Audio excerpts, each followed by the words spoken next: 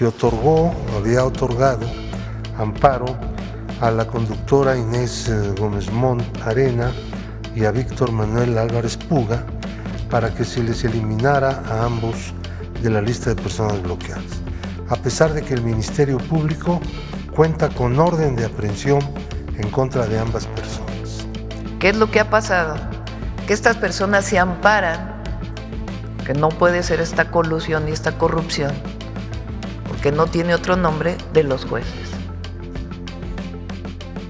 Vamos a hablar de un caso que ha sido muy comentado en los medios de comunicación, que tiene que ver con la concesión y ratificación de un amparo para eliminar a 2 personas de la lista de personas bloqueadas.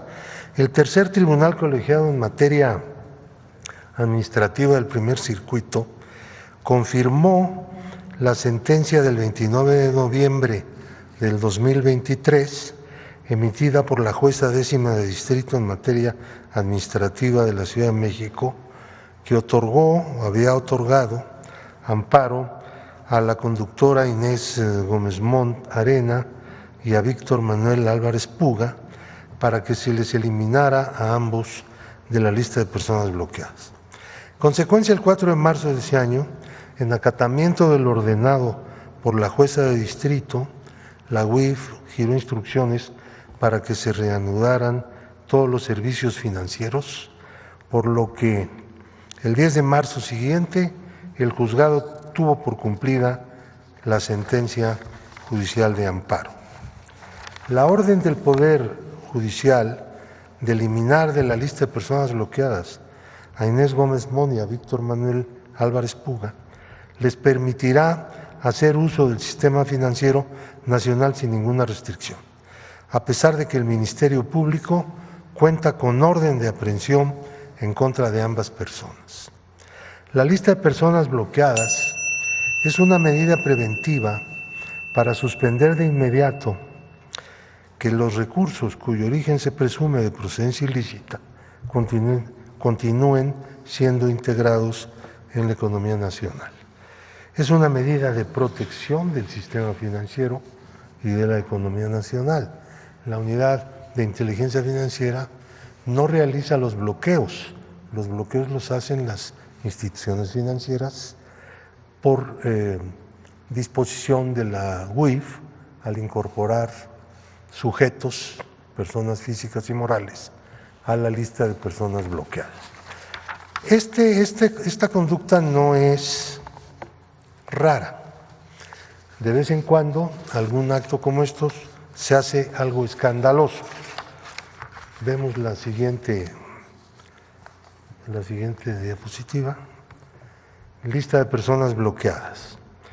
Del 1 de diciembre de 2018 a marzo de 2025 se incluyeron en la lista de personas bloqueadas a 5.904 personas físicas y 1.911 personas morales, es decir, empresas. En total, 7.815 sujetos. Se han desincorporado de la lista a 910 personas físicas, 360 morales. Actualmente se encuentran en la lista casi 5.000 personas físicas y 1.551 personas morales. Total 6.545. Derivado de la incorporación de sujetos a la lista, las instituciones financieras han bloqueado 32,000 millones de pesos, 568.3 millones de dólares y 2 millones de euros. Como resultado, resoluciones judiciales, así como del Tribunal Contencioso Administrativo y de la UIF, se han desbloqueado recursos de acuerdo a lo siguiente. Les hago la aclaración. Una persona que es incorporada a la lista físico-moral tiene dos posibilidades de objetar esa incorporación. Se va al amparo, en cuyo caso abandona el terreno administrativo, que es la naturaleza de esta incorporación, o se va a una audiencia en la Unidad de Inteligencia Financiera. En el caso del amparo pide la suspensión y los jueces inmediatamente la otorgan, la inmensa mayoría de los jueces. Le permiten utilizar los recursos, aunque sigue incorporada en la lista. Y por la vía administrativa exponen su situación en la unidad de inteligencia financiera. Si ahí se considera que efectivamente tiene razón la persona afectada, se dispone su eliminación de la lista. Si no es así, la persona tiene derecho a objetar la resolución del titular de la UIF en el Tribunal de lo Contencioso Administrativo, cuyo asunto se termina, en el caso de que no le sea benéfico al quejoso, termina en el amparo. Entonces, en esta tabla que estamos viendo, de 32.531 millones inicialmente bloqueados desde diciembre del 18, por resolución judicial, 23.575.925.786 han sido desbloqueados por los jueces del país, por los jueces federales. 82.470 y fracción por resoluciones del Tribunal Contencioso Administrativo y por resoluciones del propio órgano administrativo, que es la unidad de inteligencia financiera, 5,000 y pico de millones. Es decir, lo que la autoridad que establece la incorporación en la lista de las personas bloqueadas, que finalmente es eliminada de la propia lista, es una cantidad mucho menor que lo que inmediatamente resuelven las autoridades antes del juicio. Quiero decirles, cuando un juez federal da una suspensión por haber una persona sido incorporada a la lista de personas bloqueadas, el juicio de amparo no se ha hecho, está por hacerse. Ahora ya están ordenando a la UIF que desincorpore de la lista a personas con la pura suspensión provisional, ni siquiera con la definitiva, porque interpretaron una contradicción entre órganos judiciales en la segunda sala y resolvieron simple y sencillamente que la materia del amparo puede ser eliminada de un juicio de amparo, con tal de beneficiar pues, a toda clase de personas que lavan dinero, vamos a decirlo tranquilamente. Y entonces, bueno, pues esto no puede ser producto más que de estructuras de corrupción, porque nada de ese tamaño es gratuito en ninguna parte del mundo, ¿no? Una cosa es el error judicial o la mala interpretación de las leyes que hacen los jueces, otra que todos los jueces caminan, o la inmensa mayoría de ellos, mejor dicho, caminan por el mismo sendero.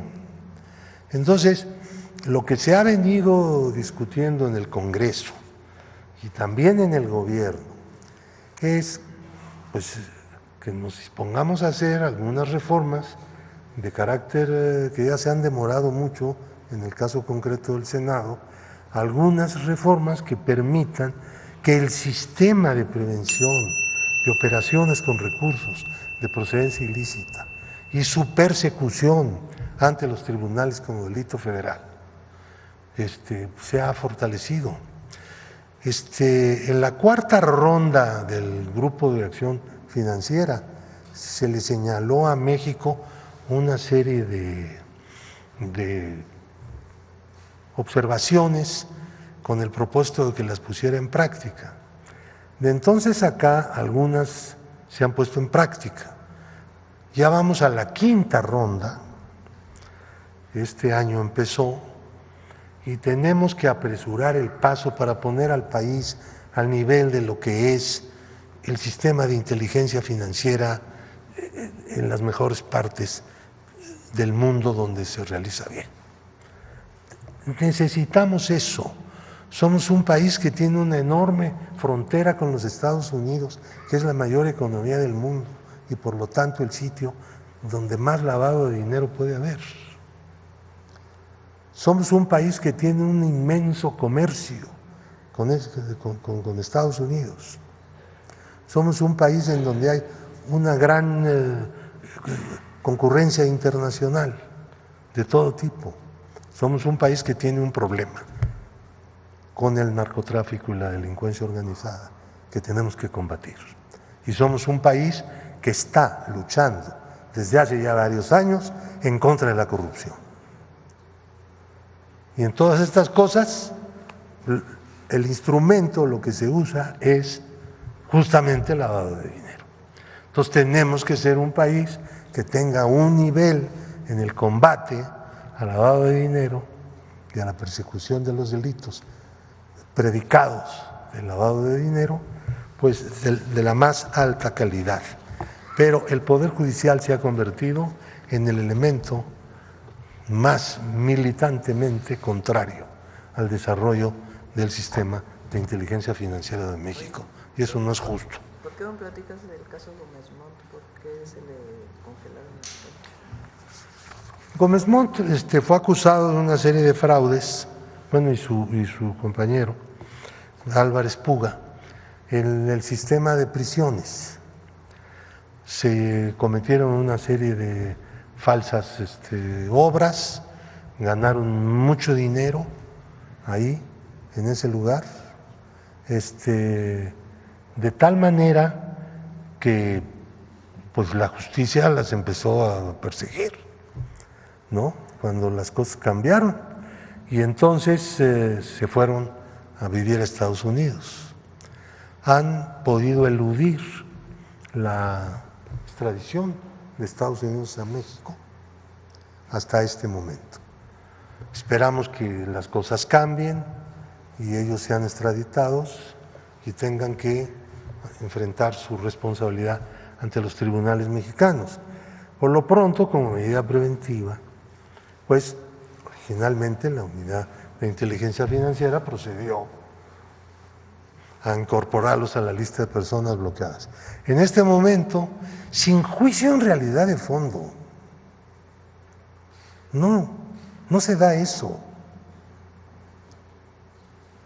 Han sido incorporados, pueden hacer operaciones libremente en el sistema financiero.